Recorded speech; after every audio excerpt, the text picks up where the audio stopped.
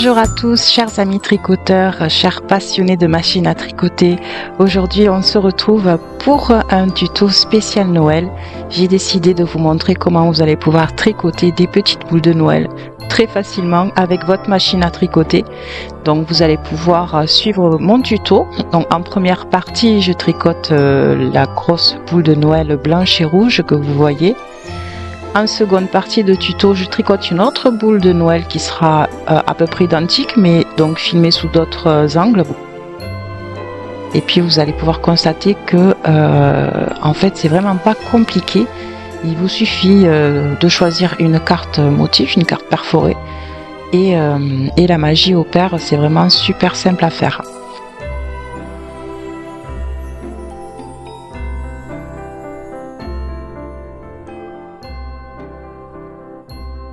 Allez, c'est parti. J'espère que vous allez prendre plaisir à regarder ce tuto.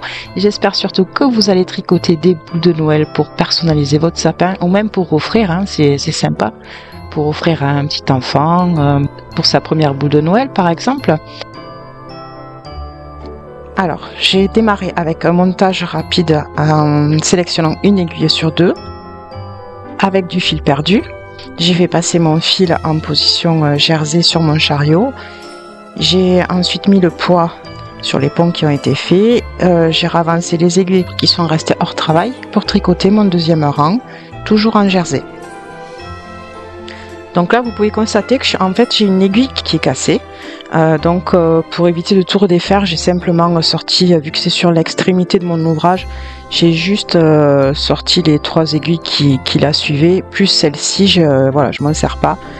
Et bon, ça va pas changer grand chose pour la dimension de ma boule de Noël. Là, j'ai mis ma carte sur le premier rang et je vais mémoriser ma carte avec un rang. Et je mets mes fils et sur mon chariot, je mets le point jacquard. Je déverrouille ma carte et c'est parti. Ça tricote. Alors là, j'ai voulu reproduire la frise uniquement sur la partie basse et la partie haute de la boule de Noël.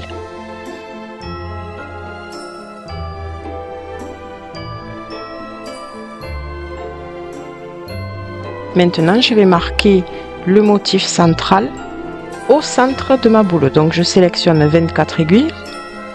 Voilà, je marque bien mes index de motif. Et je vais changer mon fil pour que le blanc soit prédominant. Et je tricote. Voilà. Je fais bien attention que mes fils ne s'en mêlent pas dans les brosses. Ça, je le surveille régulièrement quand même. Parce que ça arrive des fois. Et là, je viens rattacher toujours le fil après la dernière aiguille qui a tricoté le motif. Je parle du fil rouge. Vous me voyez en train de l'accrocher à l'aiguille qui suit la dernière aiguille qui a tricoté le motif. À chaque rang. Ça évite d'avoir des trous en fait entre la partie blanche et la partie rouge. Je voulais vous remercier pour tous les gentils commentaires que j'ai reçus tout au long de l'année. Vous êtes juste adorables et je suis ravie de pouvoir vous aider avec mes vidéos. C'est de toute façon le but, hein, c'est de pouvoir montrer aux personnes que c'est très chouette de se servir d'une machine à tricoter. C'est vraiment passionnant, on peut faire des trucs super. Donc voilà, vous m'encouragez avec vos likes et voilà, ça fait grandir la chaîne et ça la fait même référencer par YouTube pour pouvoir la proposer à d'autres personnes susceptibles d'être intéressées. Donc, merci, merci, merci, merci pour vos encouragements. Donc là, vous me voyez en train de récupérer toutes les mailles. Il faut savoir qu'avant de couper votre fil, quand vous avez fait votre dernier rang, vous gardez une longueur 2 à 3 fois la largeur de votre ouvrage. Ce qui va nous servir à récupérer les mailles et à venir créer le coulissant et ensuite faire la couture sur la boule. Donc j'ai fini de tricoter et ce qu'il ne faut pas oublier, c'est de venir récupérer les mailles qui sont en fait en bas de l'ouvrage. Vous savez, juste après le fil perdu. Donc là, vous faites comme en haut, vous récupérez les mailles avec un fil il faut qu'il soit coulant, un fil coulant. Alors j'ai pris une boule en polystyrène d'un diamètre de 7 cm si je ne me trompe pas. Et je vais donc recouvrir cette boule en polystyrène avec ce que je viens de tricoter. Je me place comme il faut bord à bord et je viens chercher la première maille du haut du premier rang.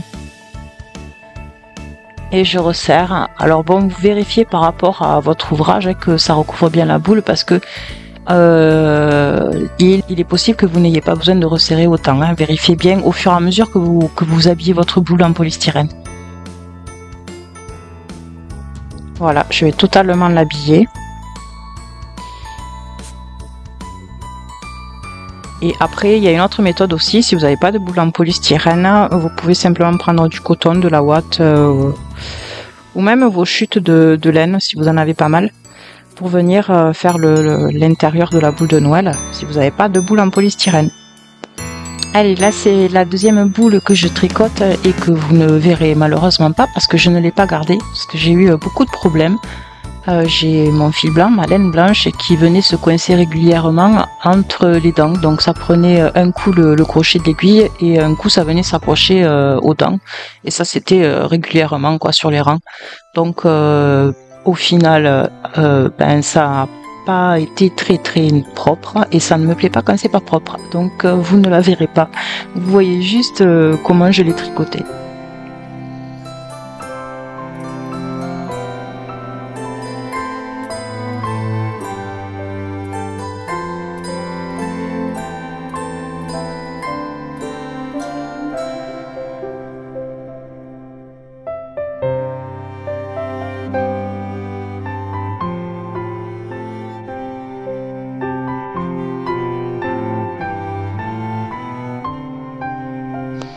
Et voilà ce que ça donne, des jolies petites boules tricotées avec une machine à tricoter. C'est quand même vachement joli, je trouve. Après, on peut rajouter une petite perle, des rubans, une petite cloche de Noël, un petit cœur. Enfin voilà, on arrive à faire une jolie boule de Noël. Dites-moi ce que vous en pensez dans les commentaires. Et je vous souhaite de passer de très belles fêtes de fin d'année, un très beau Noël. Profitez-en, profitez de vos proches. Et je vous dis à très bientôt, tricotez bien et soyez heureux. Allez, salut, à très vite.